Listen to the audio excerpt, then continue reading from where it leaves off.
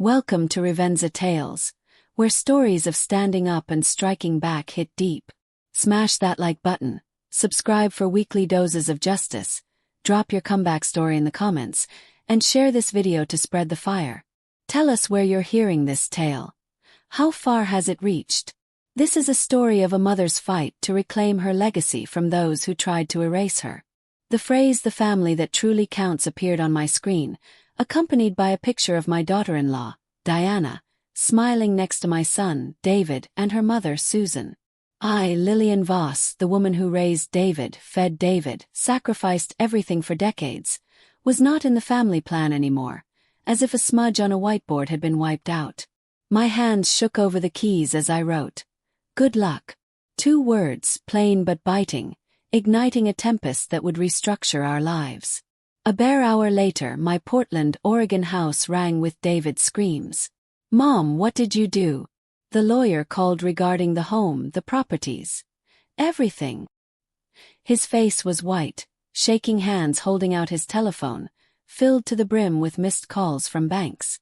I knew in that instant that my revenge had taken flight. But to see how I finally hit my breaking point, let me bring you back. I was 63. Having worked tirelessly to create a legacy my family took for granted. It began at 16, pregnant and forsaken, peddling homemade pies on a Portland street corner. With those first dollars, I purchased ingredients, hope, and grit and created a small empire. 3 rental properties and a bank account many would covet. All changed the day David brought Diana home. It was a March Sunday, the scent of my beef stew wafting through the house when I heard the sharp click of her heels on my hardwood floor, a sound that spelled trouble.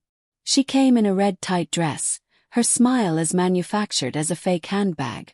"So you're the mother-in-law," she said, her chilly hand outstretched, eyes scanning me as though I was a competitor.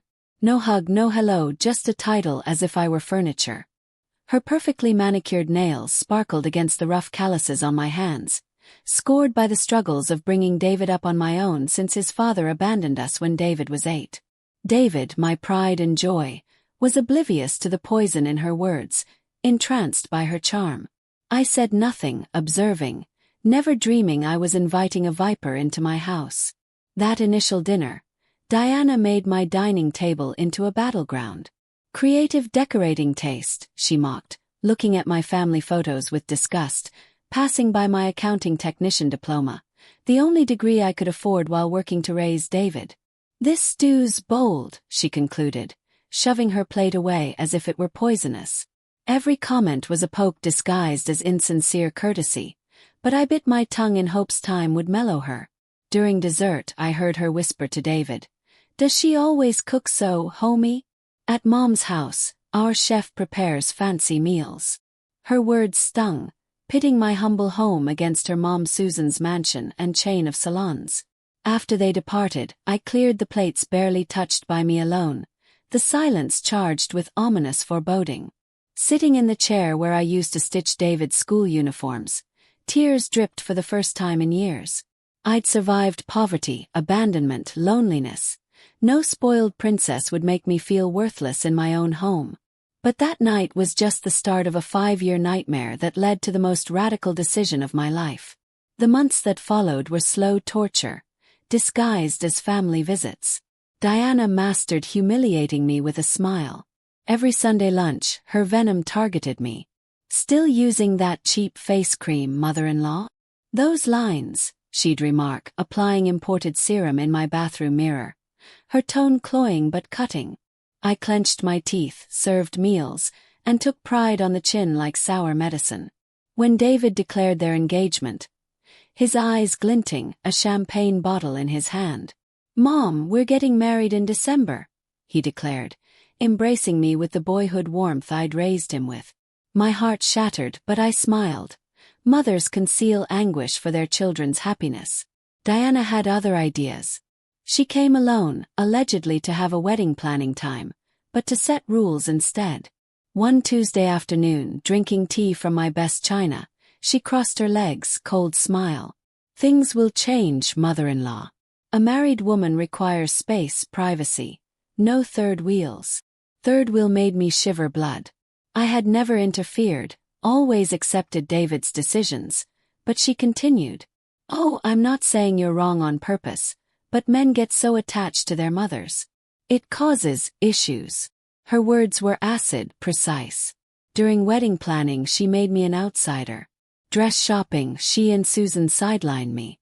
"This is a mother-daughter tradition," Susan said, her smile condescending.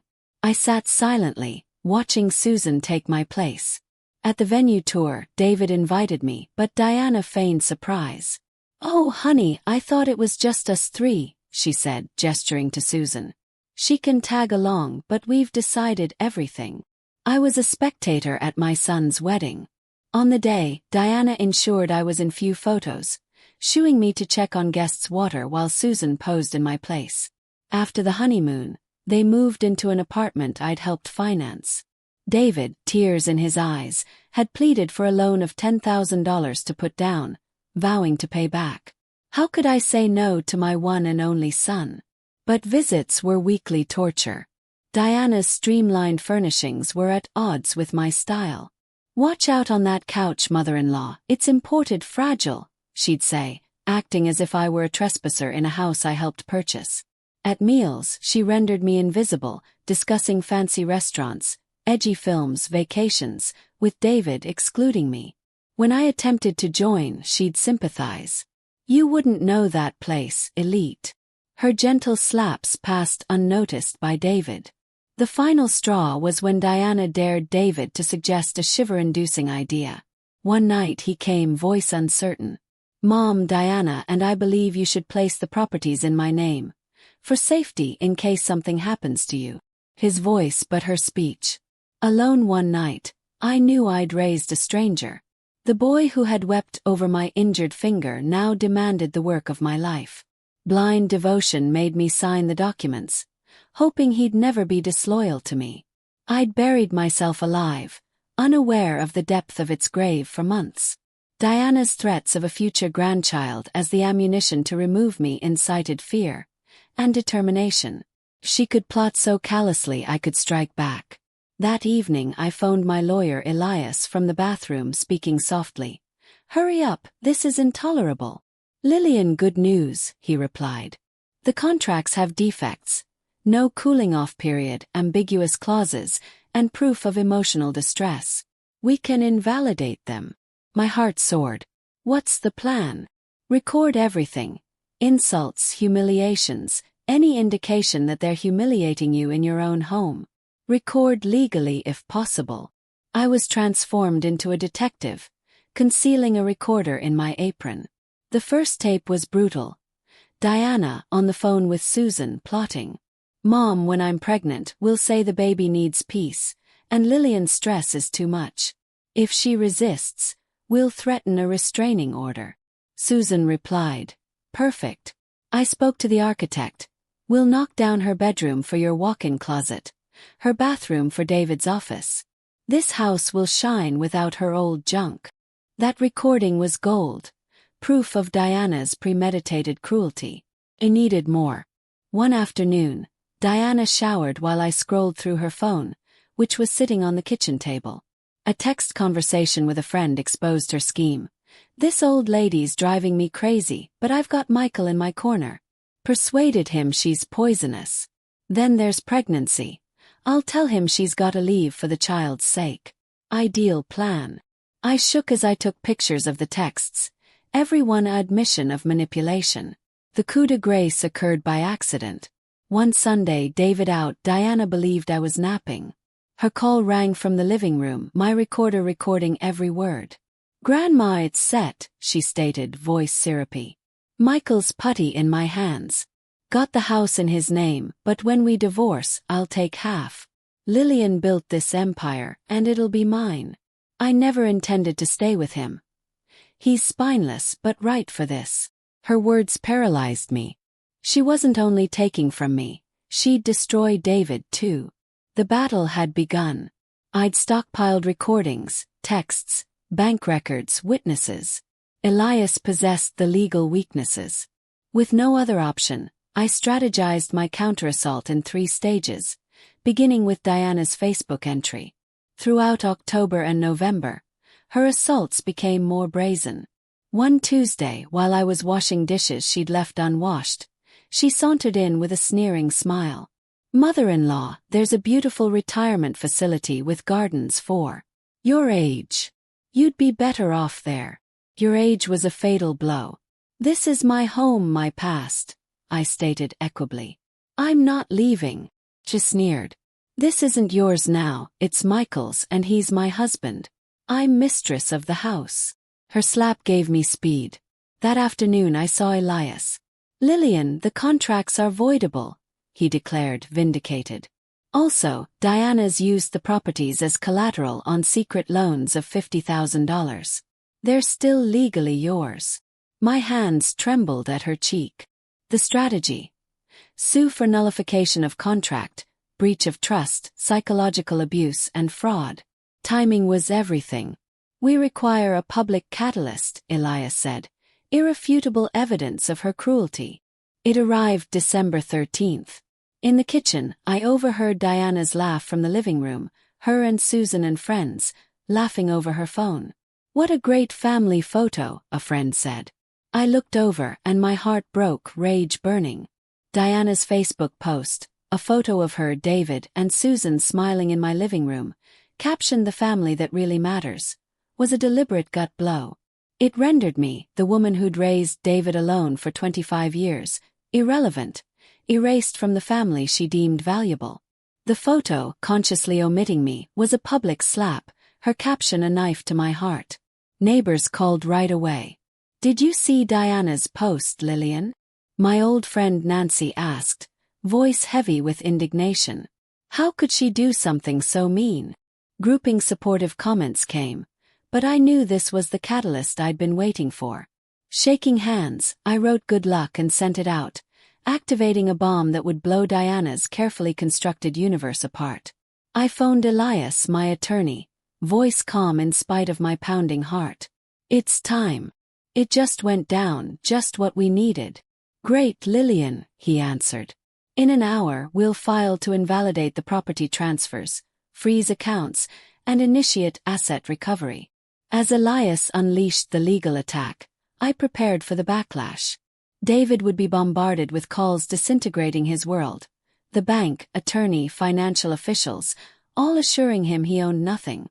Diana cackled with Susan and friends in the living room, boasting on her post. "See how I put the snoops in their place," she read comments aloud. "Time everyone knew who is in charge of this family." Her words hurt, but they sparked my determination.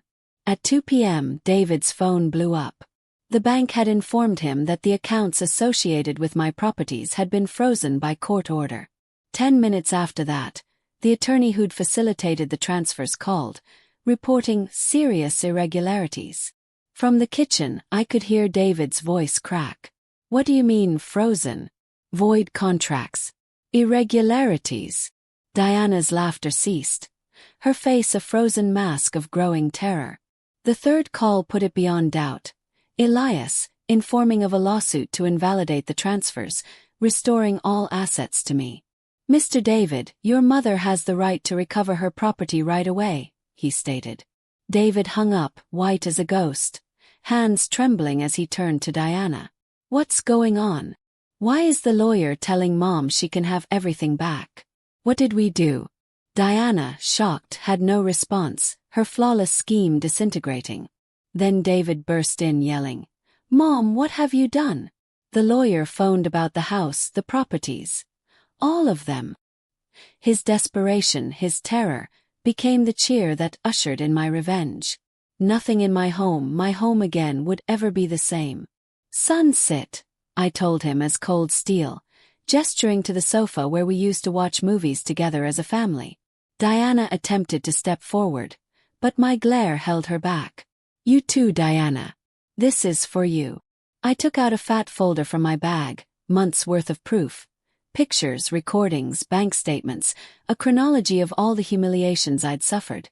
"David, take a look at this," I said, giving him a screenshot of Diana's text to a friend, scheming to deploy a pregnancy to get rid of me. His face folded in, eyes scanning the letters, horror increasing. "Diana, what's this?" he asked, shaking. She sat still, white as the walls. That's nothing, I said, offering him a copy of her call admitting she'd divorce him once she'd secured half my property. Read it out, David. Listen to the woman you love. His voice cracked as he read. David's putty in my hands. He does what I tell him. I never thought I'd stay with him. Once it's signed, sealed and locked away, I'll divorce him, take half, marry someone on my level. Every word broke his picture of her. Diana attempted her tricks of old. Honey, that's not true. Your mom's just playing this to break us up. She's jealous of the love between us. She spoke with a desperate, empty voice. I played the tape, Diana's voice audible. David's putty in my hands. The room became silent, the truth a bludgeoning sound. David looked at her like a stranger. More, I declared, holding up bank records to verify Diana spent my properties on $30,000 in clandestine loans, intending to sell my house to pay them off. Your wife's been living on my inheritance. David strode toward the window, shoulders convulsing in stifled sobs. How could I be so stupid, he whispered. How could I allow her to treat you like this, Mom? His anguish was fresh, but I wasn't finished. I played the last tape. Diana and Susan scheming to make my bedroom a closet, my bathroom David's office. Listen, son, to how they schemed to wipe me out. Diana flashed, shouting. Yes, it's true. You did this, Lillian, always interfering, always in the way. David required a wife, not a domineering mother. Her revelation, unveiled, was freeing. Thank you, Diana, I replied, serene and slicing. Now David can see you clearly. She blew her top. I deserve better than this old house and your miserable family. David's a cowardly loser, and you're an angry crone who won't let up. Her mask dropped away, and the viper below showed through. David spun, eyes cold with my determination. Diana, leave. I never want to lay eyes on you again. His voice was resolute, uninfected by her spell. You're tossing me out, she howled. I'm your wife. This is my home. This was never yours, David replied. It's Mom's, the lady who gave me everything while you intended to kill us. Get out, or I'll call the police. The doorbell rang. Elias, accompanied by a police officer with papers. Ms. Voss, we're here to legalize your property retrieval and inform the contract invalidation, Elias replied. The officer addressed Diana. Ms. Caldwell, you have 1 hour to remove your things and vacate, or charge with trespassing. Diana's face contorted with anger. This isn't over, she spat, storming upstairs. You don't know who you're messing with. My family has lawyers, connections. Drawers slammed, clothes flew, objects crashed, her childish revenge. I didn't care. Objects break. Dignity reclaimed endures. She descended, disheveled, makeup smeared, her green dress wrinkled.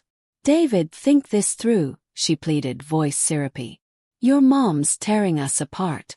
I love you. Let's start over without her. David was unmoved. Your lies don't work anymore. I've seen the proof, heard your voice. You're done. The officer glanced at his watch. 15 minutes, ma'am. Susan's SUV arrived, horn honking. She strode in, face dropping at Diana's suitcases. What's going on? Why's Diana leaving? Mom, Lillian staged a trap. Diana wailed, melodramatic and hollow. She's taken the properties and evicted me. Susan turned smug. Ms. Voss, my daughter has interests in this property as David's wife. Elias intervened. Ms. Hensley, the transfers are void due to irregularities. Diana used the properties for unauthorized loans, a federal offense. Susan's bravado faltered. Crime. My daughter's no criminal. Doubt crept into her tone. We have recordings of you facilitating her manipulation of Ms. Voss, Elias said. Susan blanched. The officer spoke. Ladies, depart now or be arrested. Susan pulled Diana away, shouting. This isn't over. We have lawyers, influence. Their threats were empty, a lost roar. Nothing here was ever yours, I shouted. You sowed what you reaped. The SUV disappeared, Diana's weeping growing distant. Silence fell, not heavy but purging like after the storm. The silence was purging, a freedom sculpted out of justice and regained dignity. My Portland house felt like my own again, no battlefield. David came near, with tears welling up. Mom, I can never say sorry enough for how I treated you. I was short-sighted, a fool, an awful son. I let Diana make you the joke of your house, treat you like nothing, and collude to steal your legacy. His hurt was fresh, the beginning of healing us. I seized his hands, my voice firm.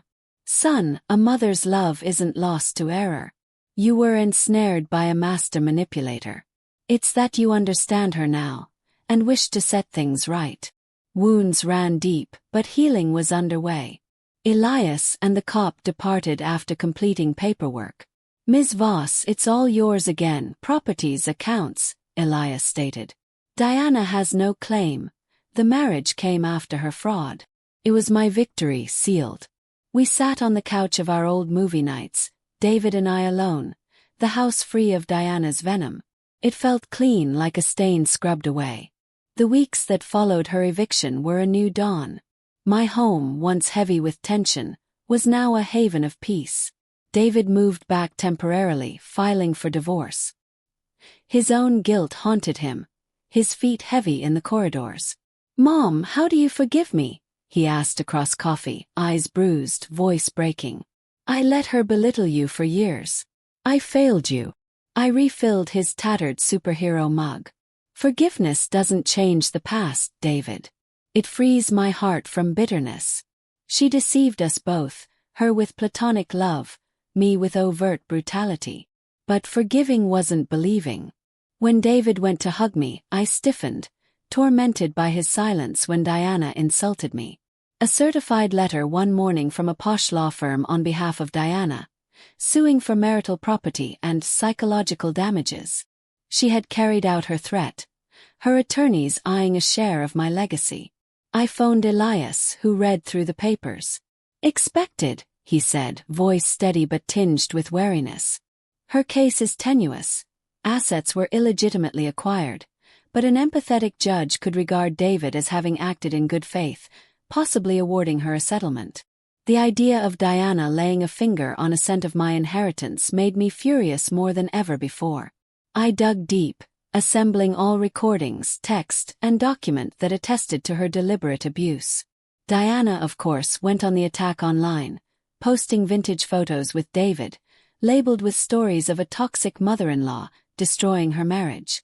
Her superficial supporters jumped into the fray with heart emojis and, "You deserve better." Truth trumps lies. Neighbors who had seen my suffering commented on her postings. Nancy said, "I witnessed Diana treating Lillian like a servant in her own home. Shame on her playing victim." Support for me swelled. Neighbors who knew my decades of dedication came to my defense. Lillian created everything from scratch, and this opportunist attempted to take it away from her, posted the corner store owner. The tide shifted. Diana shut down comments, her reputation in shambles. Her friends started questioning her in private, smelling the reality. Susan attempted a different tactic, showing up at my doorstep one Saturday, arrogance tempered to begging words. "Lillian, this has gone too far. Let's settle like adults." I opened the door, guard up. She settled onto the couch, uncomfortable. "Diana made errors, perhaps too severe, but she's not accustomed to your less complicated existence." Her tone laced with implied superiority. "Susan, your daughter didn't make errors," I stated definitively. "She set out to appropriate my estate and destroy my relationship with David. That's not a misunderstanding, it's a felony." Her expression gave her away, she was aware. "What does Diana have to do?" Susan asked, changing course. "She'll apologize in public, drop the suit, pay damages." "I don't want her money," I told her. "I want you both out of our lives." She had years to be respectful but was cruel instead. Now she must face the fallout. My determination shut her up. She attempted one final appeal. "Consider David, he cared for her. Doesn't he deserve to be happy? David will be happy respecting people for who they are, not for their lies, I told her. Susan departed, defeated, her manipulation spent. We had dinner together that evening, the first time in years without the specter of Diana. We guffawed over old stories, his childhood escapades, our private jokes. It was like waking up from a 5-year nightmare. "Mom, I'll spend my entire life making this up to you," he said, scrubbing dishes. "Actions, not words. I want to be the son you deserve." I dried my hands on my apron, the smell of his favorite dinner still there. "You don't have to repent for the rest of your life, David. Just learn. Never allow anyone to manipulate you into harming those who care about you." That evening, in my restored bedroom, I felt tranquility I hadn't experienced in years. I'd won my house, my honor, and an opportunity to start anew with my son. But trust and healing would be a process. 6 months later, the courtroom fight was a complete victory. Diana's case fell apart. She paid fines and a fee for attempted fraud. Elias's tight case defeated her expensive attorneys. Word got around Portland. Diana was a warning to others. "Truth always triumphs," Nancy told the market. "She underestimates Lillian." David lost Diana's excess weight, regained clarity. Reworking roses in our garden where Diana's foreign flowers had not succeeded. He opened up. "I never cherished what we had," he told, his hands buried in the soil. "Your sacrifices, late nights, deprivation, I took for granted." I knelt next to him, planting. "I did it out of love, not obligation. But I'm glad you understand now." He took responsibility for housework, cooking, roof repair, deadbolt installation, claiming his place as a son again. One evening he said, "Mom, I'm staying home, not out of obligation but choice." I thought freedom meant going away, but it's deciding who to stand with. "I choose you." I smiled, moved but firm. "David, you're worthy of love, of a family. Don't let my struggle hold you back." He took my hands. "Remaining isn't sacrifice. It's where I want to be." Diana and Susan's empire fissured. Susan sold a salon to pay Diana's debts. Diana ran to another city, but her past clung like a shadow, driving suitors away. "Do you feel satisfied?" David asked when we heard. "Not satisfied, Justice," I replied. "She sowed what she reaped. I didn't destroy her, she did." A year passed, and a letter came from Diana, written in longhand on paper she could hardly afford. It was long, contrite, but tainted with excuses. Her sheltered background, lack of experience with working-class families. "I've learned," she wrote, "and won't treat anyone like I treated you." David read it, recognizing the game she played. She's sorry but still evades. She wants credit for acknowledging the obvious. I didn't reply, not out of spite but because some lessons are learned alone. Today my home blooms with chosen plants, smells of my cooking, holds memories that matter. David dates Fiona Kessler, a teacher who respects me, asking to learn his favorite stew. "Loving him means honoring you," she said, warming my heart. Diana's meanness made me discover new strength, learn to protect my pride, and won me back my son deeper than ever. They tried to shatter me, but constructed my strongest fortifications. Moral: justice isn't legal, it's standing tall, respecting yourself, and holding what's yours against the odds. Thanks for being part of Revenza Tales. If Lillian's battle inspired you, like, subscribe, and share to illuminate someone's way. What would you do? Remain mute for peace or stand up to take back your voice? Leave your thoughts in comments below, and watch 2 awesome stories connected at the end. They'll strike hard. Big hugs till the next time.